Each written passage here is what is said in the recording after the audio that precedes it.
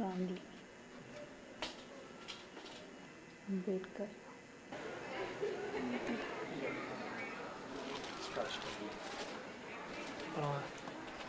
இது வந்து எடுத்துட்டீங்களா?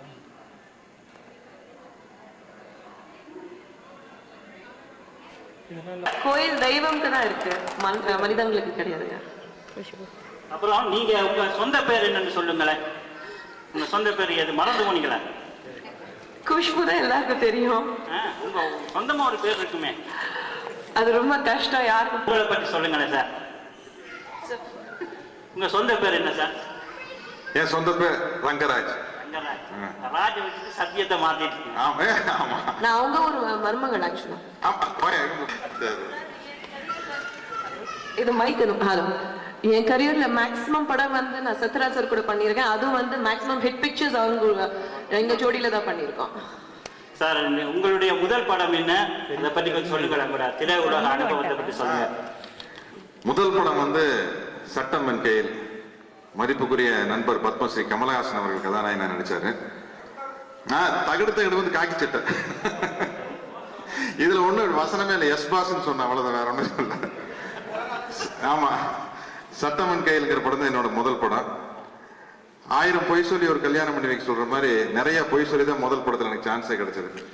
நான் போய் மதிப்புக்குரிய அந்த படத்தினுடைய இயக்குனர் TN பாலு சார் பார்த்தப்போ, உனக்கு சண்டையெல்லாம் தெரியுமா, சண்டை போட தெரியுமா அப்படின்ட்டாரு. நான் கோயம்புத்தூர்ல கராத்தேல பிளாக் பெல்ட் சார் அப்படின்ட்டு. பிளாக் பெல்ட் கராத்தே பழகி வாங்கல, கடையில போய் வாங்கினதான். அதை நம்பி அவர் அடுத்த நாள் வந்து உனக்கு கமலஹாசனுக்கு ஃபைட் சீனு அப்படின்ட்டார். இதை போய் நானே நேரா போய் கமல் வீட்டுல போய், சார் இப்படி பொய் சொல்லிட்டேன் சார், சண்டை தெரியாமையே, எப்படி இப்ப நடிக்க தெரியாமையே நடிச்சிருக்கிற மாதிரி சண்டை தெரியாமையே சண்டை போட்டு நடிச்சேன். அது என்னுடைய முதல் படம். அந்த முதல் படமே வந்து 100 நாட்களுக்கு மேல போச்சு. அந்த படத்துக்கு வந்து விழா நடந்தது. அந்த விழாவுக்கு வந்து டாக்டர் கலைஞர் அவர்கள் தான் கேடயம் வழங்கினாங்க. 100வது நாள் படம். நாங்க அப்படித்தான் உங்களை அறிமுகம் செய்து பார்த்தோம். அந்த மாதிரி தான் வாழ்க்கையில இருப்பீங்களா என்று எதிர்பார்த்தோம். 100வது நாள் மாதிரி வாழ்க்கையில இருந்து டெய்லி கொலை பண்ணி செவத்துக்குள்ள பணத்தை வச்சு கட்டிட்டு இருக்கணுமே. அப்புறம் இந்த தமிழ்நாட்டில் இந்த தமிழ் சினிமா படங்கள் எந்த அளவுக்கு வளர்ச்சி அடைஞ்சிருக்கிறது நீங்கெல்லாம் சொல்ல முடியும்? எங்களுக்கு தெரியும். தமிழ் மொழி மறையாம இருக்கிறதுக்கு இந்த சினிமா ரொம்ப காரணமா இருக்கு. அது இப்ப இந்த FMS பிசினஸ் வந்ததுக்கு அப்புறம் எல்லா தமிழ் சினிமாக்களும் வந்து அங்க ரிலீஸ் ஆனோன்னு இங்க வந்துருது. அதனால வந்து அந்த தமிழர்கள் வந்து ஒரு நல்லா இருக்கிறதுனால பெட்னால் கூட நீங்க போகலாம். ஆமா, நிச்சயமா. அப்புறம் உங்களோட முதல் படம் வந்து இந்த வேதம் விருது பேர சொன்னோன்னு இந்த கைதட்டல் வருதுன்னா அது எனக்கு இல்ல, மதிப்புக்குரிய திரு பாரதி ராஜா அவர்களுக்கு. பாரதி ராஜா கொடுத்த பாத்திரத்துக்கு உருவம் கொடுத்தீங்க, ரொம்ப நல்லா பண்ணியிருந்தீங்க. அத்துடன் சத்யராஜ் சார் திரைப்படத்துல இல்ல, வாழ்க்கையில கூட இந்த சீர்திருத்தங்களை பேணி வருகின்றார் என்பதை நாங்கள் எல்லோரும் பாராட்டப்பட வேண்டிய விஷயம்.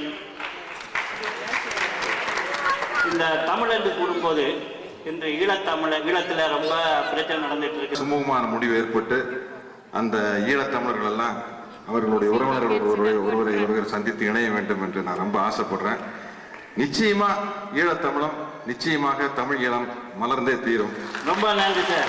எனக்கு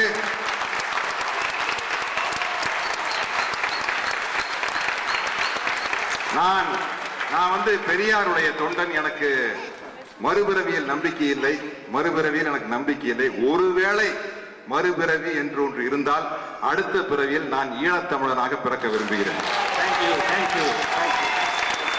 ஏனென்றால் ஈழத்தமிழர் என்றால் ஈழத்தமிழர்கள் எல்லாம் அவர்கள் வீரத்தமிழர்கள். விரும்புவார்கள். திரு கௌதம் அவர்களிடம் சில கேள்விகளை நான் கேட்க விரும்புகின்றேன். சார், இப்பொழுது நீங்க மின்னல் வந்து இங்க ஒரு கலக்கிச்சது. இந்த வசீகரா பாருங்க, நான் தூங்கவே முடியல. அடுத்தது இப்ப என்ன படம் நடத்திட்டு இருக்கீங்க, டைரக்ட் பண்ணிட்டு இருக்கீங்க? முதல்ல எல்லாருக்கும் வணக்கம். சத்யராஜ் சார், குஷ்பு மேடம் அவங்களோட ஒரே மேடையில் நிற்கிறதுக்கு வாய்ப்பு தந்த ஃபெட்னாவுக்கு நான் நன்றி சொல்கிறேன்.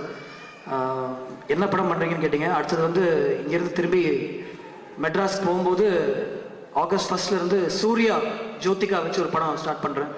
கலைப்புலி தானு அவர்கள் ப்ரொடியூஸ் பண்ணுறாரு. ஹாரிஸ் ஜெயராஜ் தான் மியூசிக். படத்துக்கு இன்னும் டைட்டில் வைக்கல, ஆனால் அனௌன்ஸ்மெண்ட் வரும் கூடிய சீக்கிரம். அப்புறம் சினிமாவில் இந்த சினிமா கலையோ சினிமா பிஸ்னஸ் எவ்வளவு பாதிக்கப்படுகிறது?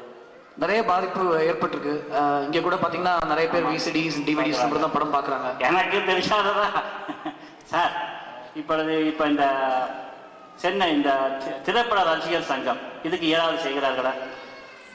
பல முயற்சிகள் எடுத்துக்கொண்டு தான் இருக்காங்க. பட் அது எந்த அளவுக்கு போய் ரீச் ஆயிருக்குன்னு தெரியல எனக்கு சரியா. நம்ம முதல்வர் வந்து ஜெயலலிதா அவங்களும் சினிமாவை சேர்ந்தவங்க, அரசியல் துறையில் இருக்கிறவங்க கிடையாது. சொதப்புனாத தப்பு. கமல தமிழ் மாதிரி பேசின தப்பு இல்லை. குஷ்பு, உங்கள்கிட்ட ஒரே ஒரு கேள்விங்க. இந்த கோயில் அந்த மாதிரி சொன்னீங்க, நீங்க அந்த கோயில் எங்க இருக்கு? நீங்க அங்க போயிருக்கீங்களா? நான் போனது இல்லைங்க. முதல்ல நீங்க எங்க இருக்கீங்கன்னு எனக்கு தெரியல. எங்க இருக்கீங்க? இருக்குங்க, அங்கதான் கட்டியிருக்காங்க. ஆனா நான் போனது இல்லைங்க. தெரியலீங்க, போய் பார்த்தா தான் தெரியுங்க. போனது இல்ல.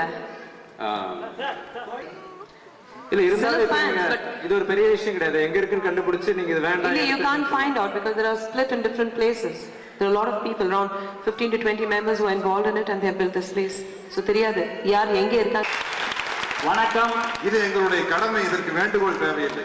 இது ஒவ்வொரு தமிழனுக்கும் உள்ள கடமை. இதற்கு வேண்டுகோள் தேவையில்லை. இந்த கடமையை நிறைவேற்றாதவர்கள் தமிழர்களே இல்லை.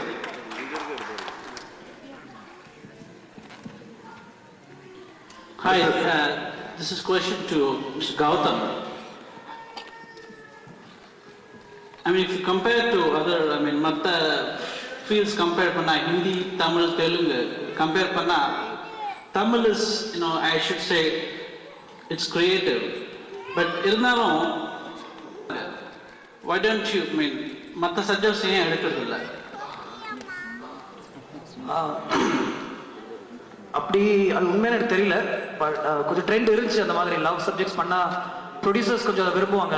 மக்கள் பேசக்கூடாது, but it's not a love subject. அந்த மாதிரி ஒரு புது ட்ரெண்ட் வந்துட்டே இருக்கு. இப்போ மணிரத்னம் சாருடைய கன்னத்தில் முத்தமிடல் பார்த்தீங்கன்னா அது ஒரு லவ் சப்ஜெக்ட் கிடையாது. நிறைய படங்கள் மாதிரி பண்ணிட்டு இருக்காங்க. ஸோ அந்த ட்ரெண்ட் மாறிட்டு தான் இருக்குன்னு நினைக்கிறேன். உங்களுக்கு ட்ரெண்ட் பிடிக்கலன்னு நினச்சி நீங்கள் கேள்வி கேட்குறீங்க நினைக்கிறேன். பட் ட்ரெண்ட் மாறிட்டு இருக்கு. ஏன் சார் இது வந்து அமெரிக்கா? லேடிஸ் எல்லாம் கணவனை கேள்வி கேட்கறதோட சரியா? யாராவது கேள்வி கேட்ட மாட்டீங்களா? லேடிஸ் யாராவது ப்ளீஸ். நீங்க லேடிஸ் இல்லைங்க.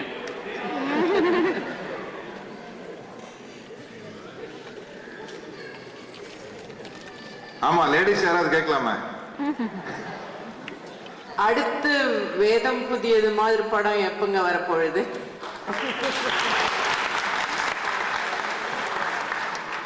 திரு கௌதம் மேனன் அவர்களை போன்ற திறமையான இயக்குநர்கள் மனது வைக்கும் பொழுது இது மேதகு குஷ்பு அவர்களுக்கு. தமிழக அரசியல் வரலாறு பார்த்தீங்கன்னா எல்லா முதல்வர்களும் மேக்ஸிமம் 0% சுத்தம் கிடையாது. I'm not at all interested in politics. அது வரமாட்டேன் நிச்சயம். அதை பத்தி யோசிக்கிறது பிரயோஜனமே இல்லை. டெஃபினட்டா மாற மாட்டேங்க. ஹலோ சத்யராஜ் சார், நான் இங்கிருந்து கேட்கிறேன் ஒரு கேள்வி. உங்களுக்கு பிடிச்ச நடிகை யார்? குஷ்பு அவர்களே, உங்களுக்கு பிடிச்ச நடிகர் யார்? எனக்கு பிடிச்ச நடிகை குஷ்பு தான். வெற்றிகரமான படங்களா அமைஞ்சிருக்கு. அதனால கண்டிப்பா எனக்கு அவங்கள தான் பிடிக்கும். வேற வழி இல்லை. எனக்கு சத்யராஜ் ரொம்ப பிடிக்கும். எனக்கு ரொம்ப பிடிச்ச எனக்கு I'm a big fan of Karthik. Karthik எனக்கு ரொம்ப பிடிக்கும். ஓகே, பெண்கள் சார்பாக ஒரு கேள்வி. டைரக்டர், ஆக்டர், ஆக்ட்ரஸ் எல்லாத்துக்கும், ரசிகர்கள் எல்லாத்துக்கும். திரு பாலராஜா வந்தபொழுது அவரிடம் பேசினோம். நாங்கள் கிராமிய நிகழ்ச்சிகள் மற்றும் பல நிகழ்ச்சிகளை அப்படி இல்லை, அது பாட்டினுடைய தன்மையை பொறுத்தது.